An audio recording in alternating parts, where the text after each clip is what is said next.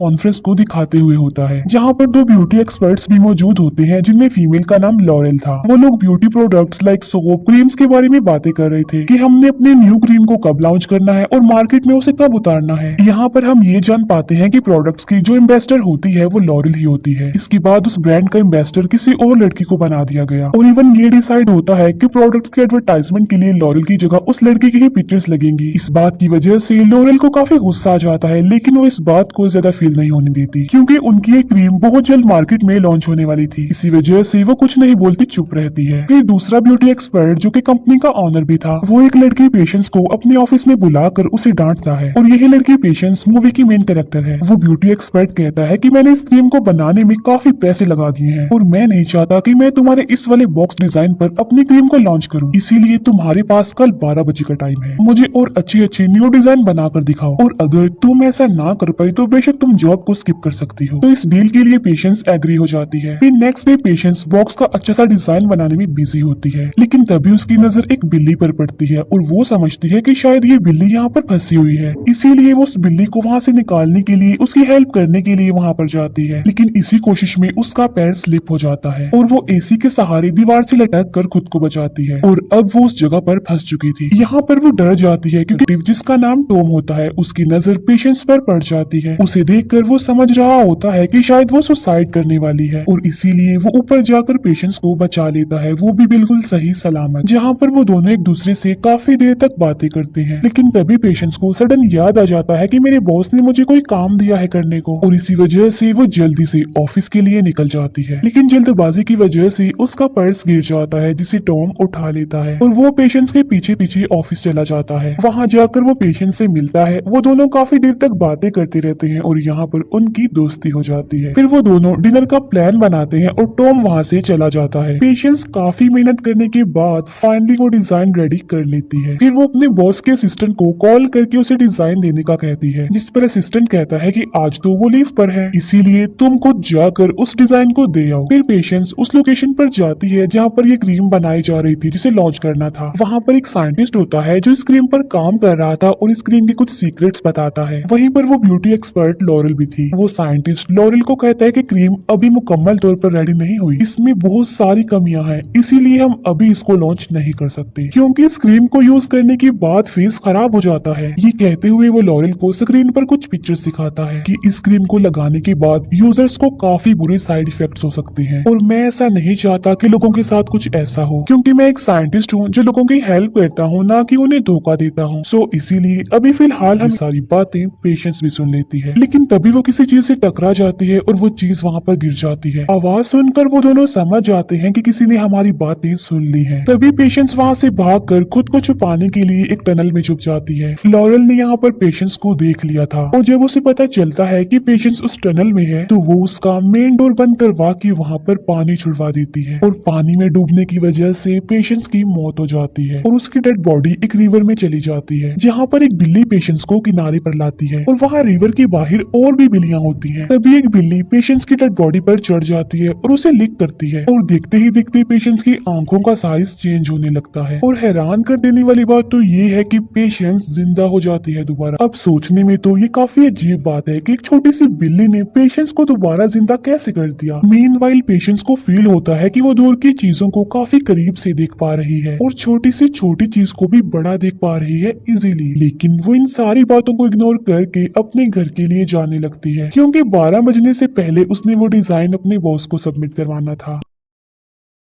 लेकिन लेट होने की वजह से उसका बॉस उसे जॉब को खोकर वो बहुत ज्यादा अपसेट हो जाती है। लेकिन तभी उसे टॉम याद आ जाता है कि आज तो हमने डिनर पर जाना था जो कि उसने मिस कर दिया। इसीलिए पेशेंस एक कॉफी कैन पर सॉरी लेकर टॉम के पास जाती है, जहां वो मिलकर पहले कॉफी पीते हैं और बाद में बास्केटबॉल भी खेलते हैं। यहाँ पर पेशेंस फील करती है कि मैं पहले से ज्यादा एक्टिव और पावरफुल हो गई हूँ। फिर अगले दिन पेशेंस को अपने घर में वही कैट दिखाई देती है जिसको उसने बचाने के लिए अपनी जान की परवाह नहीं की। इसीलिए वो समझती है कि कि ये जो चेंजिंग्स मुझ में आई हैं, यानी जो पावर्स मुझे मिली हैं, शायद ये बिल्ली ही उसकी रीजन हो। इसीलिए उस बिल्ली के गले से उसका बेल्ट निकाल लेती है और एड्रेस के मुताबिक उस बिल्ली की ऑनर से मिलने जाती है, जहाँ पर उसे पता चलता है कि ये कोई नॉर्मल बिल्ली नहीं है, बल्कि इस बिल्ली में ये पावर है कि वो किसी भी मरी हुई लड़की को जिंदा कर सकती है। तब पेशेंस को पता चलता है कि उस रात उसके मरने के बाद इस बिल्ली ने ही उसको जिंदा किया था। फिर बिल्ली की ऑनर पेशेंस को एक मास्क देती है और उसे कहती है कि अपनी पावर्स का सही इस्तेमाल करो। इसके बाद पेशेंस अपने घर आ जाती है। तभी उसे उसकी फीमेल फ्रेंड की कॉल आती है और वो उसे अपनी और टॉम की सारी बातें बता देती है। फिर पेशेंस की फ्रेंड उसे एक ड्रेस गिफ्ट करती है जो कि कैट वुमेन का ड्रेस था। फिर उसी रात पेशेंस बाइक पर बैठकर टॉम से मिलने जाती है और वही ड्रेस वो पहनकर जाती है, यानी कैट वुमेन का ड्रेस जो उसकी फ्रेंड ने उसे गिफ्ट दिया था। लेकिन रास्ते में ही उसे कुछ चोर नजर आते हैं जो कि गोल्ड की शॉप को लूट रहे थे, जहाँ पर कैट वुमेन यानी पेशेंस उन्हें काफी मारती है और ज्वेलरी को लेकर अपने घर आ जाती है। नेक्स्ट मॉर्निंग जब वो ज्वेलरी को देखती है तो उसे रियलाइज होता है कि ये ज्वेलरी मुझे अपने साथ नहीं लानी चाहिए थी, उसने ये गलत किया है। तभी वो एक नेकलेस के अलावा बाकी सारी ज्वेलरी एक इन्वेलप में डालती है और उस इन्वेलप पर सॉरी लिखकर उसे पुलिस स्टेशन पहुंचा देती है। इसके बाद वो अपनी फीमेल फ्रेंड के पास जाती है, जहाँ पर उसे पता चलता है कि क्रीम में कमियां और खामियां होने के बावजूद भी ब्यूटी एक्सपर्ट्स उसे लॉन्च करने जा रहे हैं। इसीलिए वो उस लोकेशन पर जाती है दोबारा से जहाँ पर ये क्रीम बनाई जा रही थी, और इस बार वो मास्क और कैट वुमेन वाले ड्रेस को पहनकर जाती है। और तभी वो फ्लोर पर दिखती है कि लॉरेल के साइंटिस्ट की डेड बॉडी वहाँ पर पड़ी हुई है और ये वही साइंटिस्ट था जिसने इस क्रीम पर काम किया था। और तभी वहाँ पर एक गार्ड आ जाता है और पेशेंस को देखने के बाद वो ये सोचता है कि शायद इस साइंटिस्ट को पेशेंस नहीं मारा है, और इसी वजह से वो गार्ड अलार्म को ऑन कर देता है। और तभी वहाँ पर बाकी गार्ड्स भी आ जाते हैं और वो पेशेंस को किलर समझते हैं। तब किसी तरह खुद को बचाते हुए कैट वुमेन यानी पेशेंस लॉरेल के पास जाती है, जहाँ पर वो पेशेंस को बताती है कि दूसरा ब्यूटी एक्सपर्ट इस क्रीम में कमियां और खामियां होने के बावजूद भी इसे लॉन्च करना चाह रहा है। इन बातों के दौरान पेशेंस को रियलाइज होता है कि लॉरेल भी अब दूसरे ब्यूटी एक्सपर्ट के अगेंस्ट है, क्योंकि लॉरेल उससे बदला लेना चाहती थी, क्योंकि उसकी जगह अब किसी और को एम्बेसडर बना दिया गया। तब वो दोनों प्लान बनाती हैं कि वो किस तरह उसे रंगे हाथ पकड़वाएंगी और उसके खिलाफ सबूत इकट्ठा करेंगी। यहाँ पर लॉरेल पेशेंस को एक मोबाइल फोन देती है ताकि वो दोनों डिस्कशन करने के लिए एक दूसरे से कांटेक्ट कर सके। इसके बाद टॉम जब अपनी ड्यूटी पर होता है तब उसकी नजर उसी कॉफी कैन पर पड़ती है जो उसे पेशेंस ने दी थी, जिस पर सॉरी लिखा हुआ था। तभी वो उस ज्वेलरी वाले एनवेलप को भी देखता है जिस पर सॉरी लिखा था, और इसीलिए वो उस वाले सॉरी को कॉफी कैन वाले सॉरी से मैच करता है। और यहाँ पर टॉम को पेशेंस पर शक होने लगता है कि शायद उसी ने ही चोरी की होगी, उसी ने ही ये सॉरी वाला एनवेलप भिजवाया। इसीलिए टॉम उससे मिलने जाता है, जहाँ पर वो दोनों एक दूसरे के साथ काफी टाइम स्पेंड करते हैं, काफी बातें करते हैं। और रात को जब पेशेंस सो रही होती है तब टॉम एविडेंस कलेक्ट करने के लिए एक गिलास चुराकर अपने साथ ले जाता है। फिर थोड़ी देर बाद लॉरेल के दिए हुए मोबाइल पर रिंग होने लगती है और वो लॉरेल की कॉल थी, जिसे पेशेंस सुनती है। लॉरेल उसे बताती है कि मैंने दूसरे ब्यूटी एक्सपर्ट के खिलाफ एविडेंस इकट्ठे कर लिए हैं और इसी वजह से उसे सजा हो जाएगी। उन एविडेंस को देखने के लिए पेशेंस जल्दी से लॉरेल के पास चली जाती है और इस बार भी वो पूरे कैट वुमेन के गेटअप में आती है, जहाँ पर लॉरेल उसे कहती है कि तुम्हें उस सोफे के पीछे सारे एविडेंस मिल जाएंगे। इसीलिए पेशेंस देखने के लिए जल्दी से सोफे के पीछे जाती है। वो देखती है कि वहाँ पर तो उस ब्यूटी एक्सपर्ट की डेड बॉडी है और उसकी डेड बॉडी को देखकर ऐसा लग रहा था कि शायद किसी बिल्ली ने उसे मारा हो। यहाँ पर लॉरेल पेशेंस को कहती है कि मैं बहुत अच्छे से जानती हूँ कि उस क्रीम में अभी बहुत सारी कमियां हैं और साइड इफेक्ट्स हैं, लेकिन इसके बावजूद भी